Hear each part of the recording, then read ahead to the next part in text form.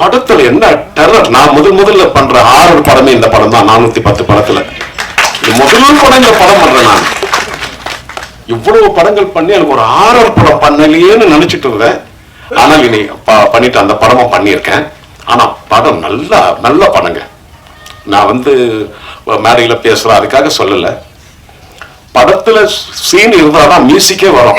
ஒரு ரீரிகார்டிங் பண்ணும்போது அவ்வளவு டெரரா நம்ம பண்றோம்னா படத்துல பண்ணவங்க ஒர்க் பண்ணவங்க அப்படி பண்ணாங்க. அவர் ராஜசிம்மன் ஆகட்டும், அதான் இன்னொரு ஹீரோயின் ஆகட்டும், எல்லாருமே எல்லா நடிகர்கள் எல்லாம் வந்திருக்காங்க. நான் படத்துல பார்த்தவங்க இருக்காங்க. அந்த ஒரு பாய நடிச்சவர் நம்ம எல்லாமே நல்லா.